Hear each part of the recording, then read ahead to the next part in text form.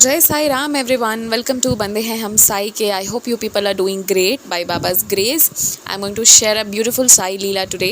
ये एक्सपीरियंस मुझे आज मिला, अभी मिला, जब मिला तब मैं रिकॉर्ड कर रही हूँ और आप लोगों के साथ शेयर भी इंस्टेंटली ही करूँगी. Due to some medical emergency मैं पास्ट कुछ दिनों से रेगुलरली शेयर नहीं कर पा रही थी सभी सारी चीज़ों को. बट देन अगेन बाबा की कृपा होती है तो काम होता चला जाता है. बहुत रिग्रेट होता है और कुछ डिवोटीज़ जो है ना, जो मुझे रेगुलर लिसन करते हैं और पर्सनली भी दे आर कनेक्टेड, वो मुझे कहते हैं कि यू आर हैप्पी जब आप बाबा के एक्सपीरियंस शेयर करते हो, अदरवाइज़ नॉट. तो ये बात बिल्कुल सही है. So I want to stay happy और मैं अपनी खुशी के लिए डेफिनेटली इस एक्सपीरियंस से बहुत लोगों को बहुत फ़ायदा होगा. बट मुझे ये लगता है कि प्राइमरली इससे बाबा मुझे बहुत खुशी देते हैं. This is something I love to do. तो ये जो डिवोटी है ना, इनका एक एक्सपीरियंस ऐसा था कि इनके जो टेनेंट थे ना, उनको ये इन्होंने ना कहा कि अभी आप घर खाली कर दो, मेरी डॉटर आ रही हैं. ये 2017-18 से ग्लोबल महापारायण से जुड़ी हुई हैं. ये खुद जुड़ी, अपने बच्चों को इन्होंने ऐड कराया, अपनी सिस्टर्स को इन्होंने ऐड कराया और इन्होंने लिखा कि I have been going through a lot. मतलब बहुत सारी चीज़ें इनके लाइफ में भी हुई हैं. एंड ऑब्वियसली वो एक मेल पर लिख पाना या शॉर्ट स्पैन ऑफ टाइम में बता पाना पॉसिबल नहीं होता है, राइट. तो फिर ये चीज़ इनके साथ पहला एक्सपीरियंस इनका ये था कि इनके मन में ये बात थी कि वो जो टेनेंट है वो खाली करेंगे नहीं करेंगे, वो वाली बात थी. तो उन्होंने पूछा कि कब आ रही हैं आपकी डॉटर, और इनका रिप्लाई था कि सितंबर एंड में आ रही है. बट ना ये अक्सर झूठ तभी बोलती हैं जब ये मजाक कर रही हूँ और उसको वो तुरंत करेक्ट करती हैं. तो ये बात ना इनके मुंह से झूठ निकल गई, क्योंकि इनकी डॉटर जो है, सॉरी, इन्होंने एंड ऑफ सितंबर नहीं बोला, इन्होंने मिड ऑफ सितंबर बोला. उनको अपने टेनेंट को रिप्लाई किया कि वो मिड ऑफ सितंबर में आ रही है. तो सच में वो आ रही है मगर एंड ऑफ सितंबर में आ रही हैं. तो इनके मन में ना एक गिल्ट आ गया कि मैंने झूठ बोला. बट पता है, कभी कभी जो बाबा कराते हैं वो बहुत अच्छे के लिए कराते हैं. अगर आप एग्जैक्ट डेट बता दो तो पता नहीं उनके मन में रहेगा अच्छा अभी तो टाइम है वगैरह वगैरह. तो इन्होंने एग्जैक्ट नहीं बोला. बाबा ने इनसे मजाक के फॉर्म में थोड़ा सा झूठ बोलवाया. बट वो लोग रेडी हो गए और वो इस मंथ एंड में घर खाली करके जा रहे हैं और उनकी डॉटर मंथ एंड में आ रही है. ये इनका पहला ये था. बट इनका जो एक और एक्सपीरियंस है, देखिए ये जो घर खाली करने वाला प्रेशर है ना, ये वही समझ सकता है जो अपने घर, अपनी प्रॉपर्टी को किसी और को रेंट पर देकर रखे हैं. पहले तो प्रॉपर्टी ख़रीदना चैलेंजिंग होता है कि वो आपको सही चीज़ मिले, और उसके बाद उसको रेंट लगाओ तो रेंटर्स जो है वो बाहर निकलेंगे कि नहीं, ये भी एक बहुत बड़ा चैलेंज होता है. क्योंकि आज की दुनिया पता है ऐसी है ना कि उनका अपना पैसा है तो उस पर आप आँख नहीं लगा सकते हो, उसको आपको इग्नोर करना है, वो आपको नहीं देखना है. बट अगर आपका खुद का चीज़ है ना, तो वो हर कोई एक्सप्लॉइट करना चाहेगा, और आप जिसे नहीं करने दोगे ना वो दुश्मन बन के निकलेगा. जब तक आप हेल्प करते रहो तब तक पीपल आर फाइन, उसके बाद नहीं. लेकिन ये सारी चीज़ें होती हैं दुनियादारी में. But when you are Baba's devotee ना, आप बाबा से कंप्लेन करते हो, मुझे तो किसी के बुद्धि को भी बदलना होता है ना कि बाबा वो सही हो जाए. तो ऑफ कोर्स मैं किसी की जेन्युइन चीज़ के लिए ही प्रे करती हूँ. क्योंकि अगर हम गलत चीज़ के लिए प्रेयर करेंगे और गलती से वो चीज़ मालिक ने सुन ली और तथास्तु कर दी ना, तो किसी का नुकसान होगा तो उसकी भरपाई में कष्ट हमें भी झेलना पड़ेगा. तो मैं गलत चीज़ के लिए प्रेयर करती ही नहीं हूँ. बट जो जेन्युइन चीज़ रहती है, पर मुझे पता है ये बहुत अकड़ वाला इंसान है, ये सुनेगा नहीं, ये करेगा नहीं, मैं ना बाबा से प्रेयर करती हूँ, बाबा आप समझा दो यार, आप बुद्धि बदल दो, जो करना है करो, आप देख लो. तो फिर बाबा जो है ना वो ऐसी कई सारी लीलाएं करते हैं. मतलब मेरे पास ऐसी कितनी घटनाएं हैं जो मैंने खुद एक्सपीरियंस की है. कुछ बहुत छोटी छोटी चीज़ों में भी मैंने एक्सपीरियंस की है. जैसे कि एक लेडी है, वो काफ़ी बीमार चल रही हैं, ठीक है. तो खैर मुझे लगता है अभी ये एक्सपीरियंस नहीं शेयर करना चाहिए, मैं बाद में करूँगी, ठीक है. इसको अभी छोड़ते हैं फॉर द टाइम बिंग. अभी इनका एक्सपीरियंस सुनते हैं. दूसरा अनुभव इनका कुछ ऐसा है कि ये ऑफिस जा रही थी, ये कार ड्राइव कर रही थी, ये धीरे धीरे कार ड्राइव कर रही थी, बट ये थोड़ा ऑफिस के लिए लेट हो चुकी थी. तो ये एक कंट्रोल स्पीड में ही इनकी ड्राइविंग हो रही थी और ये लेट थी ऑफिस के लिए. दिमाग में उसका टेंशन था, तो ये चैंट कर रही थी, ओम साई रक्षक शरणम देवा, ओम साई रक्षक शरणम देवा. एंड आई थिंक कि हम सभी लोग जब इमरजेंसी की सिचुएशन में होते हैं तो मेरे मुंह से भी इंस्टेंटली यही निकलता है, ओम साई रक्षक शरणम देवा. और कुछ नहीं तो फिर बाबा ही निकलता है, बाकी तो बाबा जाने क्या ही होता है. तो इनके साथ भी यही हो रहा था. अब क्या हुआ ना कि ये जब ड्राइव कर रही थी तो 2 जगह पर रेड सिग्नल्स थे और कुछ ब्रिज वगैरह कंस्ट्रक्ट हो रहा था, कुछ चीज़ें हो रही थी। 2 रेड सिग्नल्स थे, इनको उस चीज़ का ध्यान ही नहीं रहा, ऑफिस का दिमाग में चल रहा था और भी डेफिनेटली कुछ और भी चल रहा होगा, कोई और स्ट्रेस भी होगा, टेंशन भी होगी, और इन्होंने वो दोनों सिग्नल्स तोड़ दिए।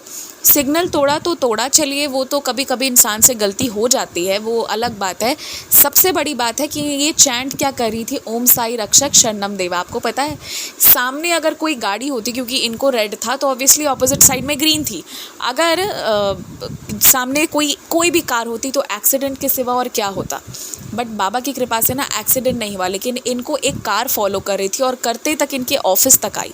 और ऑफिस आने के बाद जो है इनको उसमें एक लॉ ऑफिसर थे, उन्होंने कहा कि आपने ना 2 सिग्नल्स को तोड़ दिया है। तो इन्होंने ना उनसे सच में माफ़ी मांगी, क्योंकि ये क्लूलेस थी कि इनसे ऐसा कुछ हुआ भी है। कभी कभी इंसान ऐसे हो जाता है, ऐसे स्टेट में चला जाता है, तो ये ना बिल्कुल क्लूलेस थी, तो इन्होंने ना उनसे माफ़ी मांगी। तो उन्हें ये चीज़ अच्छी लगी, बट उन्होंने कहा आपको ना 2 टिकट्स मिलेंगे, क्योंकि इन्होंने 2 बार जो है वो ट्रैफिक रूल्स को ब्रेक करा है, रेड सिग्नल को तोड़कर क्रॉस करा है इन्होंने।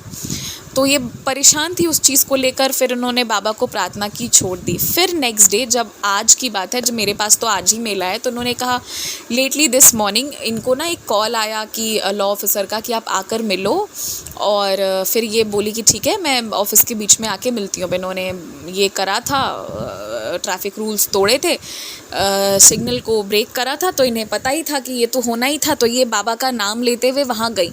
तो इनको बोला गया था कि 2 टिकट्स रेस करे जाएंगे, मतलब फिर कोर्ट इनको जाना पड़ता।